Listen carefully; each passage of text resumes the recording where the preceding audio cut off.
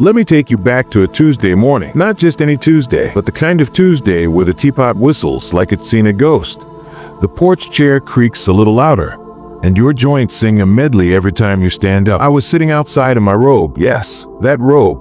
The one with coffee stains from 2009 and pockets deep enough to hold an entire pharmacy. I had a warm mug in my hand and wisdom on my breath. And as I looked across my garden and saw a squirrel try to carry an entire apple up a tree, I whispered to myself, some things just don't make sense anymore. It wasn't just about squirrels and their unrealistic ambitions. It was everything. Heels that feel like medieval torture. Beauty products promising to erase decades, as if our life stories were a mistake. Dating apps filled with men who list "not dead yet" as their best feature. Ladies, we've lived through wars, disco, bell-bottoms, beepers, Facebook, and 6 types of casseroles. We've survived heartbreaks, hot flashes, and the horror of dial-up internet. And now, we're expected to act like aging is a disease we need to fix? I don't think so. So if you're over 70, or hope to get there one day, pull up a chair, pour yourself some tea, or wine, or one of those green smoothies that taste like regret. Because today, we're talking about the 12 things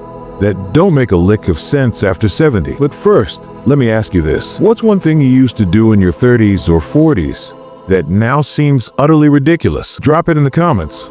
I want to read them all after my nap. And before we jump in, make sure you hit that like button, subscribe if you haven't already, and share this with every fabulous woman you know. Because growing older doesn't mean fading. It means fierce, funny, and fully ourselves. Let's get into it. 1. High heels. Pretty, painful, and completely pointless. Let me say it loud for the ladies in the back. High heels are a scam. Oh, I wore them once. You better believe I did. Red stilettos with a peep toe, 4-inch heel, and 0 sense of mercy. I wore them to impress a man who didn't notice my shoes, but did ask if I knew how to cook lasagna. I wore those devil-spawned shoes for exactly 2 hours. 1 hour standing, and 1 hour sitting in the back of my friend's car with my feet in a bucket of ice, and my dignity melting faster than my arches. After 70, heels don't mean elegance. They mean fall risk. You know what means elegance now? Balance, circulation, shoes you can walk in, not just take photos with. Here's the thing. No one warns you that after a certain age, your feet stop being feet and start being weather reporters. Oh, we're expecting a cold front? My bunion's been screaming since 3 a.m. And those fancy shoe stores with shoes labeled chic, goddess, or night out. Now I look for shoes labeled cushion, arch support, and orthopedic dream. One of my granddaughters once asked me, "Nana, would you ever wear heels again?" I said, only if there's a prize at the end, like eternal youth or a wheelchair. Real talk, ladies.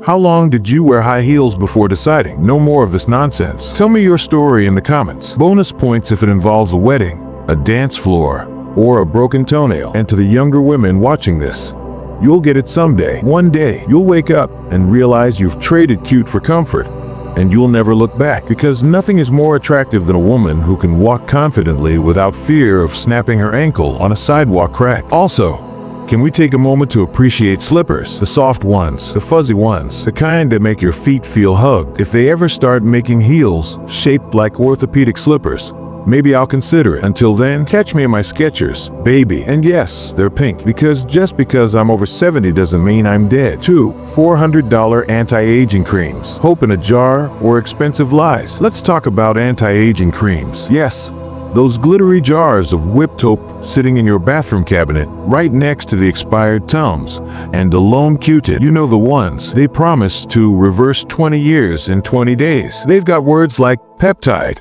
retinol, nanomolecular age reversal, microburst lifting technology. That's not skincare. That's science fiction. Look, I've lived through 7 decades. I've seen beauty trends come and go. Thin eyebrows, thick eyebrows, blue eyeshadow, contouring. But what I haven't seen, a single woman who applied one of these creams and woke up looking 30 again. Let me say it plainly. There is no cream in existence that can erase 70 years of laughter, tears, sleepless nights, and hot flashes. And honestly, I don't want it to. I earned every one of these lines on my face. These are smile lines from holding babies and laughing at my own jokes. These are frown lines from raising teenagers and arguing with insurance companies. These are pillow wrinkles because I fell asleep on the couch watching Murder, She Wrote. You want to moisturize? Sure, hydration is queen, but drop the $400 snake oil and grab yourself a tub of something with shea butter and a coupon. Here's a secret they won't put in magazines. Confidence is the only anti-aging product that actually works, and it's free, my darling. Let me ask you this. What's the most ridiculous beauty product you've ever bought? Did it work, or did you just end up with glittery regret? Comment below. I need a good laugh. And next time you see an ad that says, erase your wrinkles, just remember, your wrinkles are not mistakes. They're souvenirs from a life well lived. 3.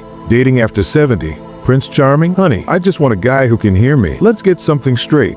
Dating after 70 isn't for the faint of heart. It's like trying to adopt a cat from a shelter where all the cats are either asleep, grumpy, or allergic to commitment. Now, I'm not saying love is dead, but finding a decent man after 70, it's like trying to find a matching sock in the laundry basket of life. You've got the guy who still thinks he's 40 and wears leather pants, then the one who's emotionally available but physically married, and my personal favorite, the man who just wants companionship but texts you up at 10 p.m., which is past both our bedtimes, Harold. Here's a true story. I once went on a lunch date with a man I met through a Silver Singles app. His profile said retired, financially stable, enjoys gardening and travel. We met at a diner. He ordered soup, then told me he lived with his adult daughter, had 3 ex-wives, and didn't believe in deodorant. The soup was cold, so was the spark. At this stage in life, I'm not looking for someone to complete me. I'm complete. I've been through enough therapy and self-reflection to know I'm a whole meal. With dessert, what I want now is someone who doesn't interrupt my shows, knows how to text without using only emojis, has a working hearing aid, and isn't allergic to dogs, sarcasm, or strong women. Honestly, if he has good dental hygiene and can make me laugh, he's already in the top 1%. Are you still dating after 70? What's been your biggest challenge or funniest story? Drop it in the comments. I know I'm not alone in this weird new world of romance and reading glasses. And remember, you don't need a man to make your life spicy. Just buy chili oil and call it a day. 4. Tight shapewear. Who are we even trying to fool? Let's talk about shapewear, or as I like to call it, a modern-day corset that lies to you and steals your ability to breathe. At some point in the last few decades, society decided women over 40 needed to squeeze their midsections like leftover Thanksgiving stuffing trying to fit into a sandwich bag. And we believed it. I bought a pair of those fancy, high-compression Miracle Slimming shorts once, pulled them up, turned around in the mirror, and thought, okay, not bad. Then I sat down. Big mistake. I swear it felt like my intestines were being redirected into my earlobes. I couldn't sneeze. I couldn't laugh. I couldn't even blink without something shifting out of place. I asked myself one question. Why am I willingly compressing my pancreas just to impress people who are more worried about their own cholesterol? You know what I wear now? Stretchy pants, comfy underwear, and a top that flows in the wind like I'm starring in a fabric softener commercial. Shapewear promises instant slimness, but let me tell you something. There's nothing slim about having to cut yourself out of your undergarments with scissors in a bathroom stall. And here's a plot twist. Nobody cares. No one at the grocery store is judging your muffin top. They're just trying to remember if they bought enough toilet paper. So tell me, have you ever had a shapewear disaster? Did it roll, snap, squeeze, or nearly send you to the ER? Comment below. I need solidarity. Ladies after 70. We don't need Spanx, we need space. For our bodies, for our breath, and for dessert after lunch without guilt. 5. Social media filters. This ain't my face, it's a cartoon. You ever seen someone post a selfie and think, wow, she looks 20? Then you meet her in real life and realize the only thing that's accurate is the glasses? Welcome to the wild world of social media filters. Now, don't get me wrong.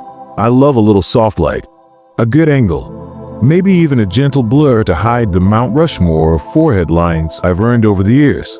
But when your photo starts looking like a Pixar character with skin smoother than a buttered dolphin, that's not filtering, that's fiction.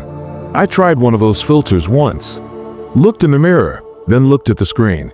I said out loud, who is she? I mean, she had no pores, no wrinkles, and no resemblance to the woman holding a coffee mug that says, Hot Flash Survivor. I sent that filtered selfie to my best friend. She replied, did you hire a 25-year-old stunt double? Now, I understand the appeal. It's fun. It's cute. But here's the truth. We don't need to erase our faces to feel good about ourselves. We've spent decades building this face. These eyes have seen weddings, births, funerals, and 3 versions of The Bachelor. This mouth has kissed babies, sung lullabies, and told off at least 4 telemarketers. These cheeks have been pinched by 1,000 grandkids and a few creepy old men at church. I'm not trading that in for a Barbie-smooth version of myself, just to get likes from people who don't even call on my birthday. Let me ask you something. Do you use filters on your photos? Why or why not? Be honest, I won't judge. Drop it in the comments. And remember, you are not your Instagram filter. You are your wisdom, your humor, and your story. Also, you're still cute, just in HD. Number 6. Fast fashion. Why am I still shopping like I'm 23? You ever walked into one of those trendy fast fashion stores, bright lights, loud music, crop tops everywhere, and thought, am I in a nightclub or a polyester factory? I did that once. Walked into a store called Forever 21. Well, honey, I'm Forever 71, and I walked out of there with a headache, a tangled purse strap, and the unsettling realization that most of the dresses were shorter than my dental floss. Fast fashion is all about buying cheap, trendy clothes you'll wear once and then toss out when they shrink in the wash, or worse, when you realize they were designed for people with the metabolism of a hummingbird. Why exactly? Am I still trying to squeeze into a cold shoulder blouse with glitter on the collar? I don't want to look hip. I want to look like I have hips and respect for circulation. Listen, at 70 plus, we've outlived trends. We were wearing high-waisted jeans before Gen Z declared them vintage. We rock shoulder pads, bell bottoms, tie-dye, perms, and yes, leg warmers over jeans. We've seen fashion crimes and committed a few ourselves.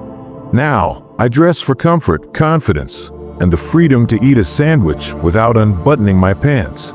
I say, keep your $9 synthetic mini dresses. I'll take a pair of linen pants, a tunic, and orthopedic sandals that don't judge me. What's one fashion trend you tried that you instantly regretted? Be honest, it's a safe space. Drop it in the comments and let's laugh together. And remember, we don't follow fashion anymore. Fashion needs to catch up to us. 7. Apologizing for everything. Sorry is not a personality trait. Raise your hand if you've ever said, sorry when you got bumped into. Sorry when you had a question. Sorry for just existing in a public space. Let me tell you something. Women over 70 do not need to apologize for breathing. We've done our time. We've raised kids, cooked meals, held jobs, and dealt with unsolicited advice from men named Bob in khakis. You don't need to say sorry for taking your time at the checkout counter, asking the waiter to remake your cold soup, saying no to volunteering for your neighbor's 3rd garage sale in a month. You want to know what really made me stop over apologizing? I was at the doctor's office. I'd waited 47 minutes past my appointment time. The nurse finally called my name and I said, sorry for bothering you. Then I stopped myself and thought, wait a minute, I'm not the problem here. I'm the patient. You know what I should have said?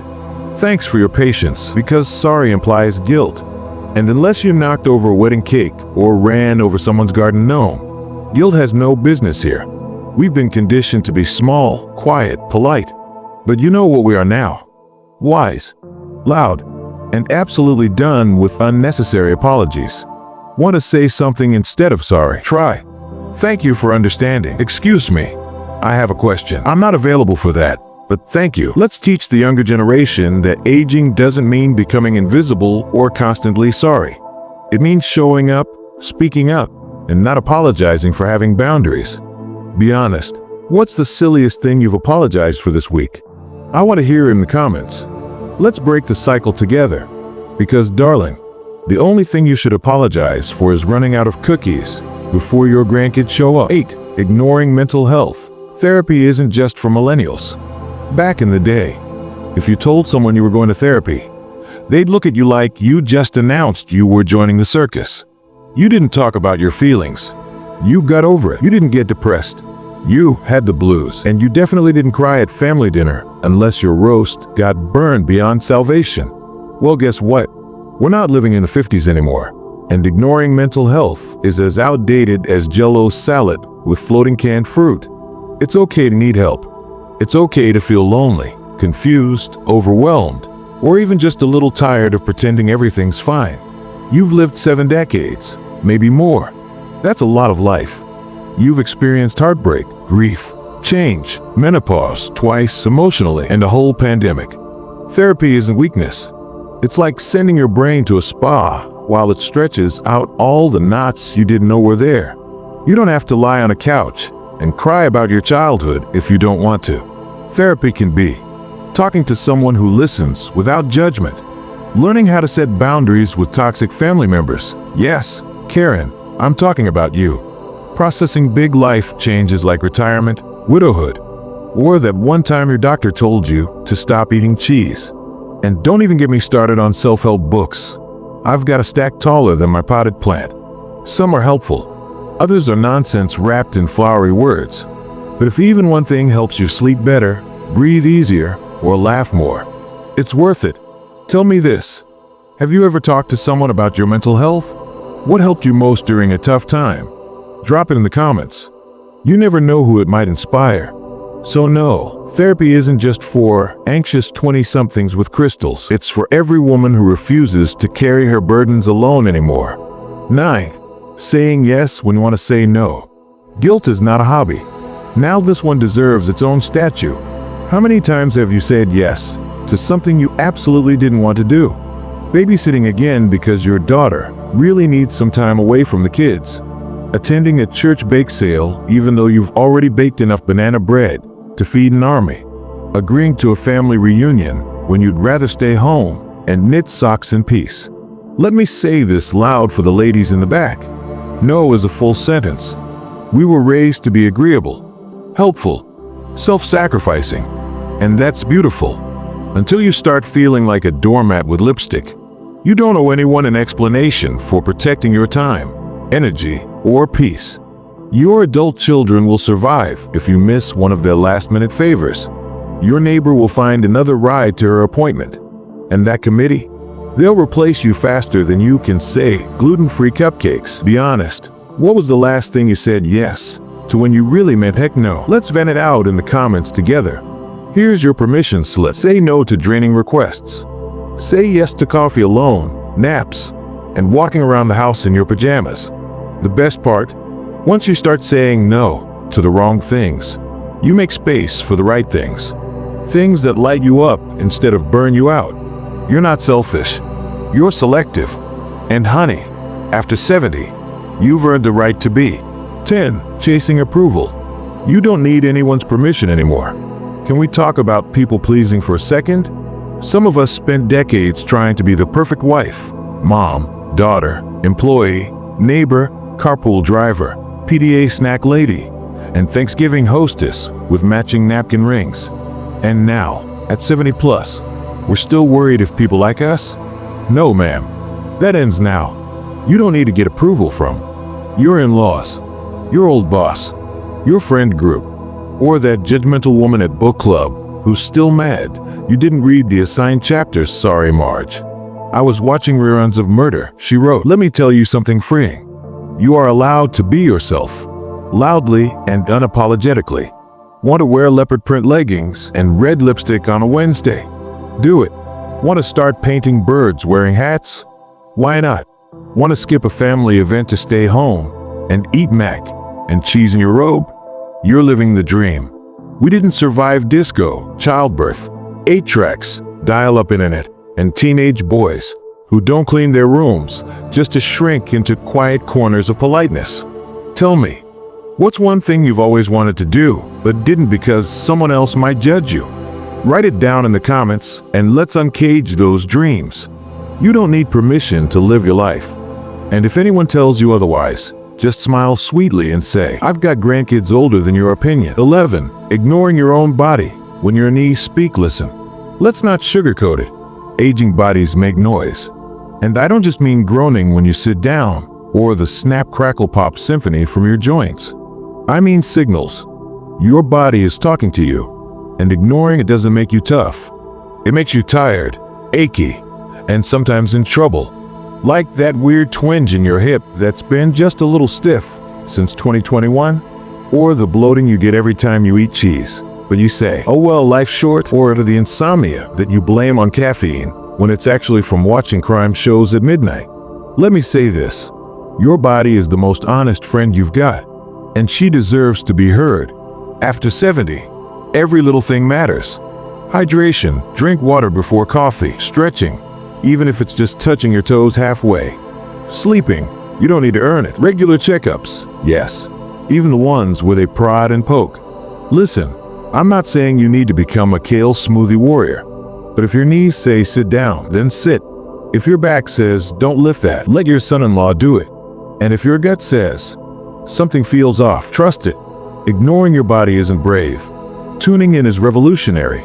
So tell me, what's the silliest health signal you've ignored lately? Did it turn into a whole saga? I want to hear your stories in the comments. I promise I won't judge. Unless you say you walked 5 miles on a sprained ankle to prove a point. Your body's carried you through life. Show her some love. She deserves a standing ovation, even if it comes with a creaky knee. 12. Pretending you're done growing. 70 is just the beginning. Alright, my fabulous queens of the golden years. Let's get one thing crystal clear. You are not done. You're not a finished puzzle. You're not a used book. You're not an expired coupon. You are a living, breathing, evolving woman. And just because society hands you an invisible retirement badge doesn't mean your growth is clocked out. In fact, if you ask me, your 70s are the start of your second act. The I do what I want act. The watch me shine act. The finally free to be fully me act. There are so many lies we're sold about aging, and one of the sneakiest is this. You're too old to start something new, huh?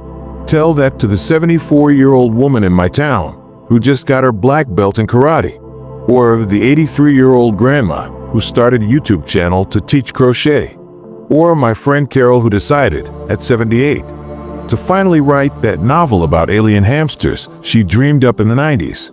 It's never too late to learn a language, start painting, try salsa dancing, even if your knees protest.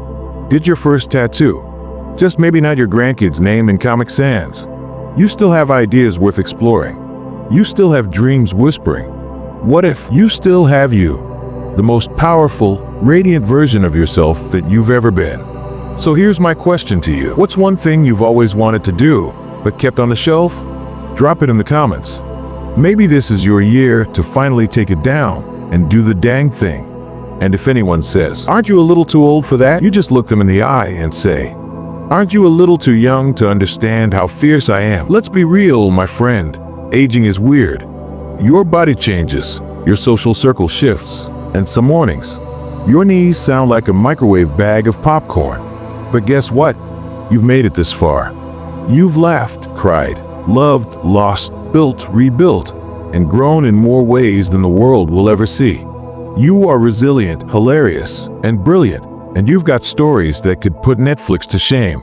So no, these 12 things don't make sense for women after 70. 1. Wearing painful shoes for fashion. 2. Caring what the neighbors think. 3. Eating like you're still 25.